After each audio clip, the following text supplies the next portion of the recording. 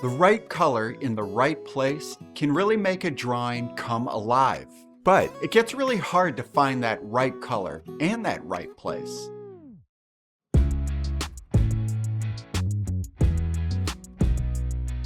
Hey, I'm Ira Marcks. I'm a cartoonist and illustrator, and color has always been a big part of how I tell a story. I spend a lot of time thinking and reading about the why and how color works, and way more time sitting in Photoshop, mixing and matching swatches. Color has always had a knack for piquing human curiosity. When we encounter a color, we actually expect to find a mystery in it, and in turn, a meaning. We can't help it. It's in our nature to explore colors. And through our experiences, we develop relationships with them. Color teaches us how to live in the visual world. Does that sound crazy? I don't think so. The world is full of colors, right? And to deal with them all, our brains need to recognize their distinctions. Through this need, we sharpen our perception of color's main elements, its hues, its values, and saturation. And we begin to associate the characteristics of color with our experiences. Our brains sort these notions of color experience. Some are characterized as utilitarian, like when we recognize the color of a stop sign. Some notions are characterized as natural observation, like recognizing the color of the sky before a thunderstorm. And some notions are emotional, like seeing a color that reminds us of a jacket we had as a child. As we gather experiences, our unique relationships with color deepen. The psychology of color is a conversation as old as art itself. There are countless theories to explore, but for me, I've always connected with the notions of Johannes Itten, a Swiss expressionist and maybe the most famous color theorist of the 20th century. Itten saw a vast difference between color as utility and color as a gateway to a hidden meaning. So you could guess his theory goes a little deeper than memorizing the color wheel. Itten believed an artist's color aesthetic is informed through some combination of three types of intention. Impression, meaning visual observation. Expression, an artist's emotional representation. And description, color's potential for symbolic amplification.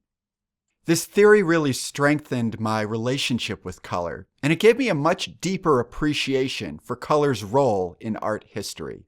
I think there's a lot to learn from seeing the world of color in this way.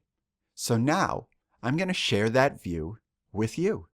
Painters in ancient China were cultivating a relationship with color long before most civilizations. As their color palette expanded, so did the meaning behind its use. They found inspiration in the world around them, particularly in the yellow soil of the Loess Plateau, the origin of Chinese civilization. From impressions of the natural world came an expression of cultural symbolism. The ancient Chinese painters used color to represent the energies of nature, and at the center of this theory was yellow, a color exclusively reserved for their emperor.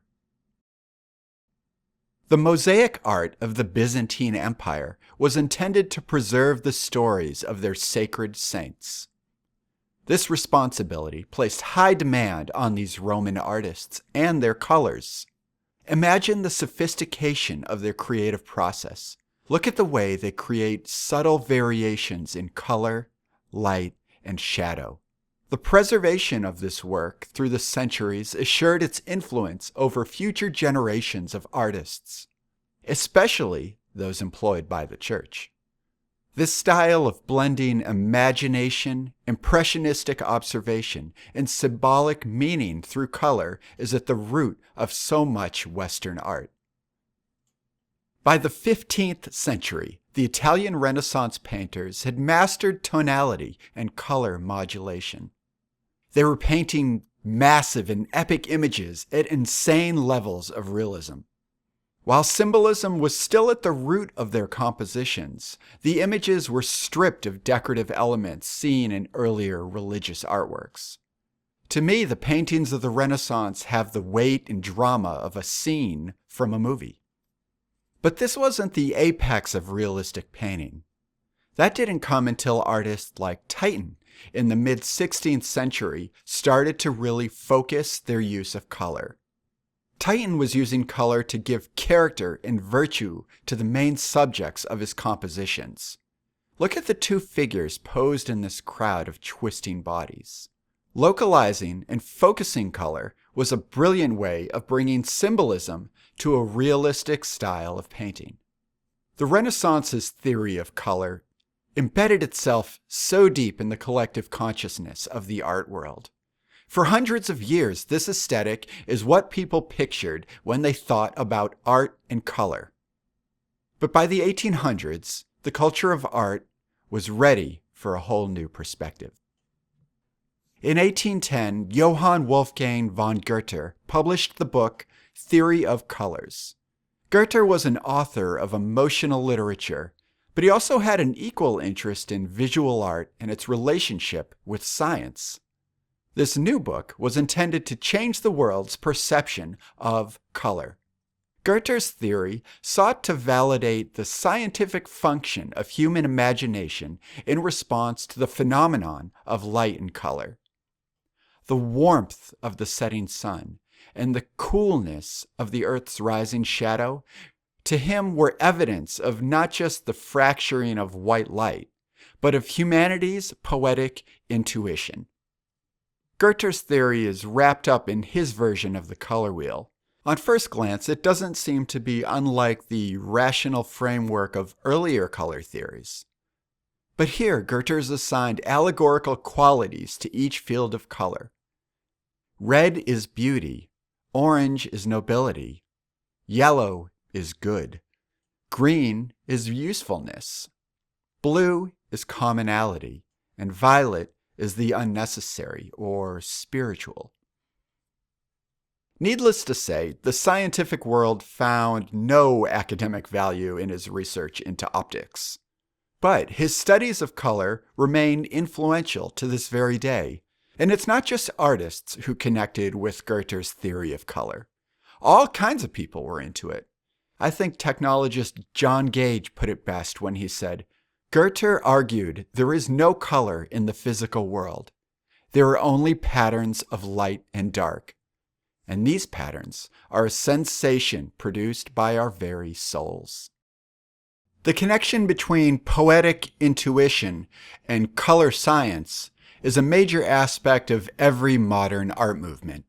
By the 1880s, about 70 years after Goethe's book was released, the art world had arrived at Neo-Impressionism. The artists of this movement, like Henry Edmund Cross, had a deep appreciation for the emotive power of color, as well as a deep understanding of optical science. In a way, Cross's paintings of urban life are experiments in human response to color. His work proved that the notions of color were so strong in the human imagination that meaning could be communicated through simplified arrangements of colorful dots. Soon after Cross, Monet and the other Impressionists were riffing off the Neo-Impressionistic theories. Monet considered himself more of a student of light than a student of color. His paintings sought to study the way sunlight alters the local tones of natural objects. Like the Neo-Impressionists, Monet believed that mixing pigments breaks the power of pure color, and that the eye's urge for visual closure will lead a viewer to meaningful scenes and a deeper sense of the role of light in the world. French artist Paul Cézanne expanded the Renaissance ideal of color modulation by blending it with influence from the Impressionists. The result was paintings of representational scenes that glowed with exaggerated color effects. Cézanne layered subtle rhythms of cool and warm colors to heighten the reality in his images. The turn of the century brought on the full Expressionist movement. Its originators, like Norwegian painter Edvard Munch, saw color as a way to represent internal psychology. The Expressionists were turning away from the outside world and began searching the inner nature of humans to expose the often unrepresented emotions of natural existence. Here's a quote from Munch that summarizes the Expressionist movement pretty well. "Nature is not only all that is visible to the eye, it also includes the inner pictures of the soul." Hilma A.F. Klimt was one of the earliest painters to break out from a long-standing tradition of representational color. She said light was the first phenomena of the world, and it shares the true nature of the living world through its color. Klimt spent a lifetime designing her language of color, distinguishing masculine energy with a golden yellow and feminine energy with an eggshell blue. Her deep understanding of color theory allowed her to explore the relationships of human energies with the harmony of nature. Like A.F. Klimt, Piet Mondrian saw the potential of color to connect humanity with a higher plane of awareness. Mondrian once said, "I wish to approach truth as closely as possible, and therefore I abstract everything until I arrive at the fundamental quality of objects." Mondrian was described as a theoretician as much as he was a painter. His work exposed the basic framework of visual art, stripping it down to primary colors intentionally arranged on a canvas. By removing the familiar aesthetics of art, he was able to connect with a deeper part of humans' relationship with form and color. The story of color is really the story of creative intention. In any color image, you're going to find impressions, expressions, and symbolism that reflect the relationship of an artist with the nature of their world.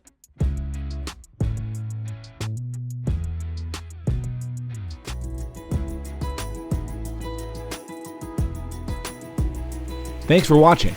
If you enjoyed this video, feel free to like and subscribe to stay up to date on all of our latest videos.